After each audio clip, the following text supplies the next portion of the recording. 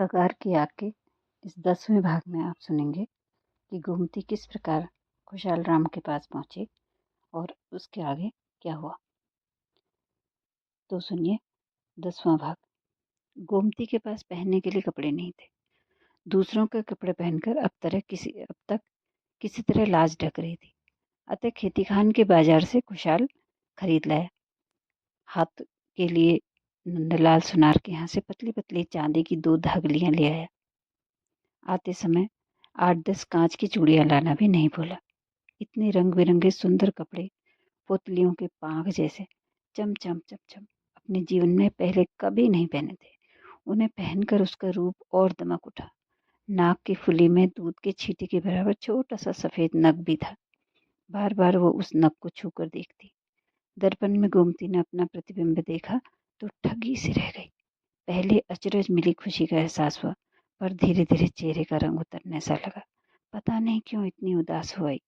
उसे लगा यही रूप उसके लिए अभिशाप बन गया है। आज जानलेवा कितना कुछ इसके कारण झेला और कितना अभी झेलना बाकी है। उसने एक गहरी सांस ली और दर्पण का मुंह दीवार की तरफ फेर दिया। उसको याद आया, उस रात आत्महत्या करने का उसने पूरा निश्चय कर लिया था। नीचे घर हराती उफनाती उमड़ती बाढ़ आई नदी के किनारे पहुंचकर एक छिछली चट्टान पर खड़ी हो गई। सामने दूर बिहड़ वन की तलहटी में पंचक्की घर के खंडहर में चिराग सा टिमटिमा रहा था। उसकी ओर निमेश वह ताकती रही। किसी पर भी आस्था नहीं रह गई थी।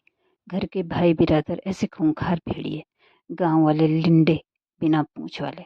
पति के सामने तेजवा उसको घसीट कर ले गया, पर वो देखता रहा पत्थर। ऐसे होमड़े जैसे मुर्दा पति के साथ सारी जिंदगी कैसे कटेगी। उसके सामने ही तेजवा रोज बलात्कार करता रहेगा। उसका हृदय घोर घृणा से भर गया। प्रस्तर प्रतिमा सी वह न जाने कब तक इस तरह अविचल खड़ी रही। तभी दूर कहीं सेब के पेड़ों के बीच बनी अंधेरी कुटिया से किसी बच्चे के रोने की जैसी आवाज आई, जिसे सुनते ही उसकी सारी देह झंझना उठी। कुन्नू की निरीह उदास आकृति उसकी पलकों पर रह रहकर तैरने लगी। कहीं वो मर गई तो उसका क्या होगा। नहीं नहीं, वो कराह उठी। सामने जलते चिराग की ओर देखते देखते तभी न जाने क्या उसे हुआ कि वो उसी दिशा में बावली सी दौड़ती हुई भागी। तन ढकने के लिए देह पर लपेटा हुआ नाम मात्र का फटा चिथड़ा भी सनसनाती हवा में उड़ रहा था। उसको होश ही नहीं था। फेन उगलती नदी उसने किस तरह से पार की, कैसे उस पार पहुंची, उसे पता ही नहीं चला। ठंडे चिसले पानी में नहाई, थुर थुर कांपती हाँपती, बाल बिखेरे पंचक्की घर के टूटे दरवाजे पर खंबे की तरह खड़ी हो गई। तमाम देह से पानी निथर रहा था। अनाज पीसने के लिए आज रात खुशहाल आया था अकेला। कोने पर जली आग के पास बैठा ऊँघ रहा था। नदी के शोरगुल के साथ पंचक्की की घर घर आवाज आ रही थी। पानी की तेज धार से पिनकी के सहारे ऊपर वाला पत्थर का विशाल पहिया पूरी रफ्तार से घूम रहा था। रस्सी से बंधे ऊपर घर छत से टंगे काट के बहुत बड़े घुमरैले दोने के नीचे से बर बर चक्की के बीच में बने गोल छिद्र में अनाज के दाने गिर रहे थे। घान बदलने के इंतजार में जाग रहा था वो, अन्यथा कंबल की घोंपी डालकर सो जाता। गेहूं के बाद मडवा पीसना था। मडवे में मिलाने के लिए गेठी के सूखे टुकड़े भी घर से ही पोटली में बांध के लाया था। घान बदलने ही वाला था कि द्वार पर बदहवास सी अर्धनग्ना नारी देह देखकर चौंका। भय से पलकें खुली की खुली रह गई। उस ठिठुरती सर्दी में भी वो पसीने से बुरी तरह नहा गया। पास ही शमशान था। हे परमेश्वर, आज कोई भूतनी आ पड़ी या चुड़ैल डाकिन। उसका चेहरा सफेद पड़ गया। कौन? कांपता हुआ वह चीखा। गोमती भी उसकी उड़े हुए होश आवाज देखकर घबरा गई। मैं लधौन की, अटक अटक कर वो बोली। तो ऐसी भूतनी सी क्यों खड़ी है? कड़क कर वो बोला। गोमती की आकृति उड़ी उड़ी सी थी। नदी में छाल मारना चाहती थी, पर मेरे कर्म फूट गए हैं। हाय मेरी कपाली। दोनों हथेलियों से मुंह छिपाकर वह सिसकने लगी। खुशहाल को समझते देर नहीं लगी कि कोई खोटे कर्म की है अभागी। अंगीठी के पास उसको बुलाकर उसने अपना कंबल उड़ा दिया।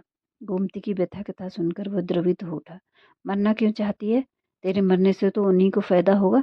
ये क्यों भूल जाती है मुला? तो क्या करूं? कौन नहीं चाहता जिंदा रहना, पर ये सब मेरे प्राण को आ गए हैं। छोटा भहुआ है, उसी के कारण नहीं मर पा रही। ये प्राण उड़ते भी तो नहीं। वह फिर रो पड़ी। खुशहाल ने धीरज बंधाया। उसकी देह को सहलाता हुआ बोला, बोला, मरने से क्या होगा, मेरे घर चल, मैं रख लूँगा तुझे। तेरी ही जात बिरादरी का हूँ शोर का।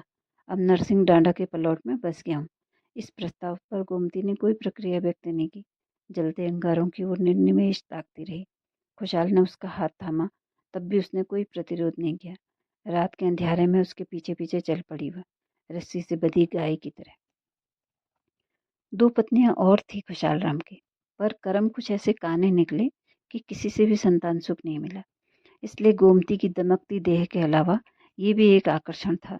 मरते समय पिंडदान के लिए संतान तो चाहिए थी, नहीं तो सदगति कैसे संभव होती।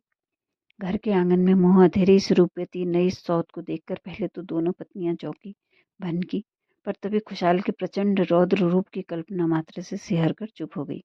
उनके संतान न होने का तर्क खुशहाल राम का सबसे बड़ा नैतिक कवच था। घर बाहर के कितने ही लोग कई बार सुना भी चुके थे कि उसे एक शादी और कर लेनी चाहिए। कौन जाने किवाड़ खोलने वाला प्राप्त ही हो जाए। गोमती के घर पर पांव रखते ही खुशहाल राम के तो रंग ढंग ही बदल गए। होंठों के ऊपर झपकी हुई बड़ी बड़ी मूछें उसने कतर ली, कपड़े भी ढंग के पहनने लगा। अब घर के आंगन पर पांव रखते ही झुकी हुई कमर को सीधी कर लेता और तन कर चलने लगता। बीच बीच में नशा पाने के लिए खेती खान से सुपारी भी मंगाकर चपाने लगा। कच्ची तो पीता ही था। 45 की उम्र पार करने के बाद भी कद-काठी अभी काफी मजबूत थी। गोठ में दुधारू भैंस बंधी थी। बैल भी अब उसके अपने थे। इन 2-3 ही सालों में बुधानंद पंडित की सोबत ऐसी फली कि जिस खुशिया को हफ्ते में 3-3 दिन भरपेट भोजन नहीं मिलता था, वो दिन में 3-3 बार छक्कर खाने लगा।